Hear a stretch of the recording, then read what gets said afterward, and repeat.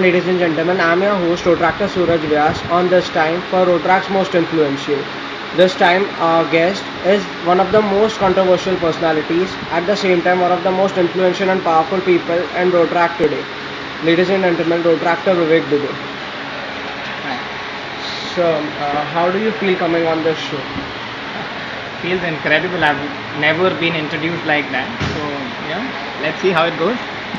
Uh, so, I would like you to tell our viewers about your Rotrac life, like where you started, like as a member, you must have started as a member, and then your upward trajectory throughout your Rotrac life. I want you to inform our viewers about it. Sure. My road track life has been incredible, unpredictable. In fact, when I joined road track, I didn't even know that I was doing road track. It happened that at one uh, road track festival, as we all know about Red, at one road track festival, I was a part of dance team, and I just passed out my college then, my school, yeah. So I just happened to join this friends group, and these guys were performing at Red. So what happened is that they never told me it's road track and all that, and I happened to join that team, and we performed at Red. And the next thing that I come to know that it is a road track festival, and I'm part of a road track now. And then I had to fill a form and all that, and that's how it all started. But to be very honest, I've never even for once uh, dislike the fact that I happen to join road track. In fact, it's one of the most beautiful things that happened to me ever since I passed out my school life. It's, as we say, people miss their school life and people miss their college life.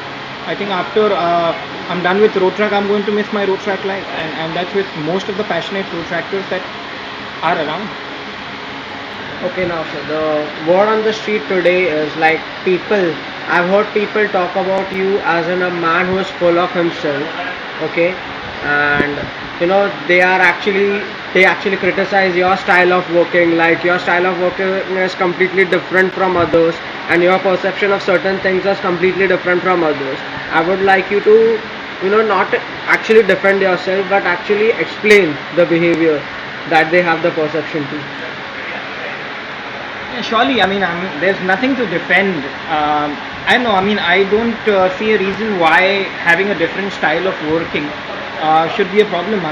It's all right to think differently, it's all right to work differently. I can assume that people think that, probably he's too dominating, but I believe those set of perception are in the set of people who have never worked with me. So people who have worked with me know my working style better, and they will have a better view about me. I don't understand how people develop a set of perception, but honestly, all this has never bothered me. I believe in working. I do my work, and that's about it. I don't care what people think about me. I don't care uh, if people like me or dislike me. These things have never bothered me. So it's all right if people have perception about me. People do, and that's how things are in those tracks. It's all good. How many years in Rotract have you spent till exactly? 6 to 7 years exactly. It's probably 6 years and few months. Say 6 7 months. 6 7 months. And in your previous comments, you mentioned your love about Rotract. I would like you to emphasize more about your passion and love for Rotract right now. Uh, See, as they say, I don't know how to express it because honestly, I feel very strongly for the movement. There were a lot of, no, I'm just thinking something now. So there were a lot of road tractors who probably joined with me, and now they've left road track. Like they've left road track a couple of years back. Now my point is that if I did not feel for the movement so strongly, I would have left with them. I hardly have people who joined in road track with me in this movement at this point of time. So that is my love, and in fact, I would like to mention this one of the incidents. My friends think it's crazy, and but I don't think it's crazy or probably big a deal. You would do that for something you love. This happened in Red 2010. It happened in Red 2010 that I was doing my bachelor's in international business in Sydney, and it happened to be that the Red was scheduled uh, a month before my exams happened. Okay, so I was supposed to prepare, and I had a break then. So I was supposed to prepare for my exams in that break. But since I know Red was happening, I had to actually fly down here in Mumbai, attend the whole festival, be a part of Red and all that. And then I think 3 days after it, I had to fly back and go there. I had 3 days in hand to prepare for my exam, and then I had to give my exam. So I've done things like that, which is according to my friends crazy. But according to me, it's how I feel for the moment. I mean, I don't know at that, and the fortunate part is that we won that trend. Okay, so that is where the whole trend started from and all that. So I think such passionate road traction is needed in any particular club, zone, or the movement on a whole. A man so passionate about road track, so much into the movement, and has spent at least 7 years in road track, almost 7 years in road track. Another question might be coming in our viewers' head, that why not president still now? It's a very complicated question. I mean, I've never answered myself this question as to why I don't want to become presidentship. I mean, I've never been aspirant about any particular post in road track ever since. So it's never got into me that I should become a president. I mean, I could have become president maybe 5 years back, maybe 4 years back, but I never took this chance of becoming a president because I didn't want to. It never came from within that you should become a president. And I've seen most of my friends who were part of my club. They became presidents, and then after becoming president, once their year was over, they left road track. So initially I used to think, because I wasn't very much involved with the district, so I did not know how things work there. I was very much confined to my zone and my club. So I always thought that after you become president, road track for you is probably maximum of another year when you're an IPP, and then it's over. I never wanted to go on district initially. So for me, I thought if I become a president, then I become an IPP. For me, road track is over. I didn't want that to happen. I didn't want to end my road track life so early, and that is probably, it's not the actual reason, but that's probably one of the reasons that I've never become president. I mean, I've been vice president for 5 years in a row, and I'm still a vice president of my club. But I don't see a reason why presidentship is so important, because I've always been there for my club irrespective. So yeah, so that is the reason probably. Actually, I don't have an exact idea of why I didn't become president. I just didn't want to become a president. It's that simple. So, if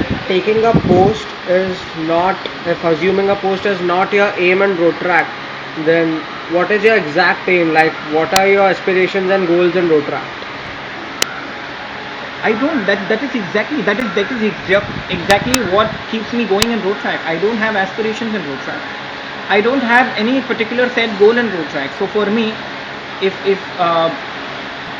one of my friend is a road tractor sitting at whichever post in district or club, he needs my help regarding something, I'm going to be there, help him out with that, because I have experienced road track for 5-6 years and I know how things go there.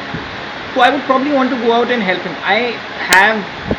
I've done n number of projects. I've made n number of friends. Probably when we term that you have a friend on every station, I truly have a friend on every station in Mumbai, and those friends are few of them are very, very, very special for me. So it is like that, and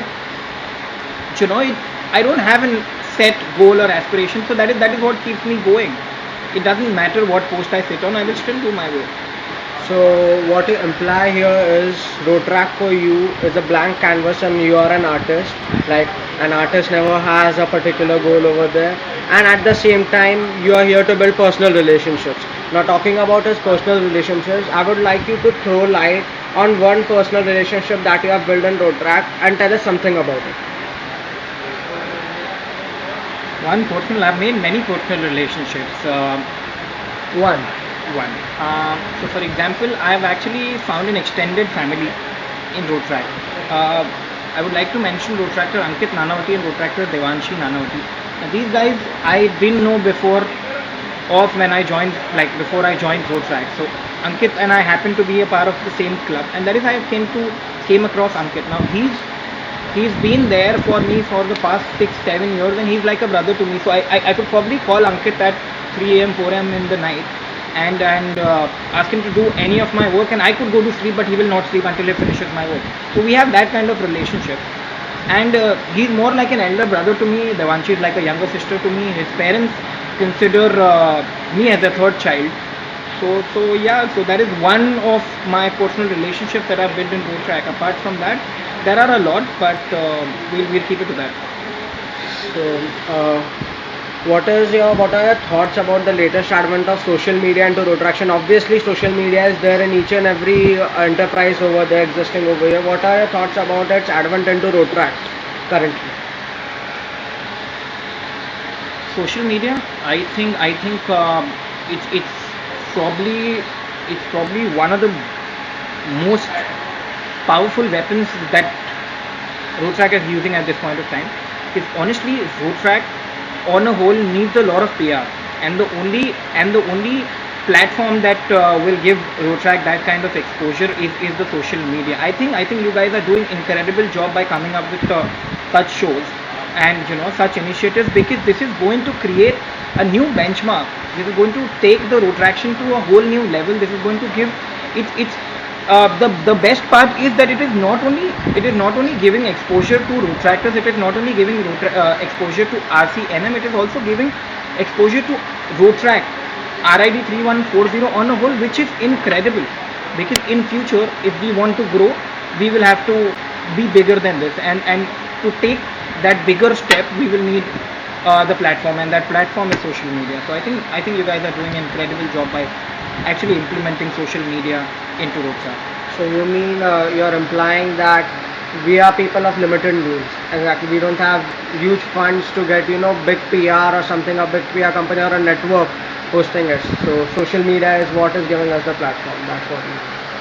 Yeah, I wouldn't say we are with limited resources. I mean, see, there's a difference between availability of resources and using resources. I'm just saying that we have a lot of resources around, but we don't tap the right resources at the right time. And with such initiatives, you guys are actually taking the path of using the right mode of communication and right mode of PR. So I think that's what I'm trying to. So any final message for our viewers, the new upcoming members, or a final message you would like to tell them? No messages as such. I just want them to be themselves, enjoy road track. It's a beautiful world. I would like to welcome all the new road tractors coming up this year. You guys have a fantastic year, and I'm going to see you around for the next couple of years. Thank you. Okay guys, that's all for this time. We'll be back for watch out for the next time, and stay leased. Keep road track.